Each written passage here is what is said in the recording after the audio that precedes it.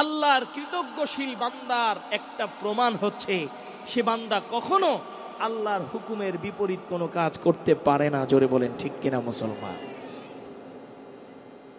আল্লাহর কৃতজ্ঞশীল বান্দার একটা প্রমাণ হচ্ছে হাজার কোটি টাকা তার হাতের সামনে থাকবে, ওই টাকা সে ছুঁয়েও দেখবে না। ন্যায়ভাবে সেটা যদি গ্রহণ করার সুযোগ থাকে, সেটার জন্য আল্লাহর বান্দা ব্যবসা বাণিজ্যের মাধ্যমে চেষ্টা চালাবে। তবে অন্যায় পথে লুটপাটের মাধ্যমে সেই টাকা জীবনে আত্মসাৎ করবে না। জোরে বলেন ঠিক কিনা মুসলমান? বিগত দিনে আমরা দেখতে পেয়েছি যারা আমাদের রাষ্ট্রের ক্ষমতায় বসেছিল, যারা আমাদেরকে শাসন করেছে, তারা আমাদেরকে শাসন করেনি, তারা আমাদেরকে শোষণ করেছে। জোরে বলেন ঠিক কিনা? আরো জোরে বলেন ঠিক কিনা মুসলমান? হাজার হাজার crore crore million billion dollar আমার দেশের রিজার্ভ থেকে নিয়ে তারা বিদেশে বেগমপাড়ায় বাড়ি বানিয়েছে।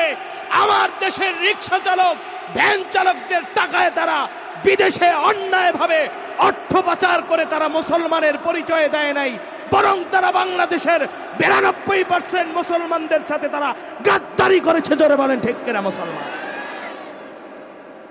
ভাইরা আমার, বন্ধুরা আমার, যে আল্লাহ পাক আপনাকে আমাকে ক্ষমতা দিল, মানুষ সর্বপ্রথম মানুষ বানাইলো, এই মানুষ বানানোর উপর যদি আপনি কিয়ামত পর্যন্ত 1000 বছর হায়াত পান, পুরা হায়াতটা যদি আল্লাহর কুদরতি পায়ে সিজদায় পড়ে থাকেন, শুকরিয়া আদায় হবে, শুকরিয়া আদায় হবে।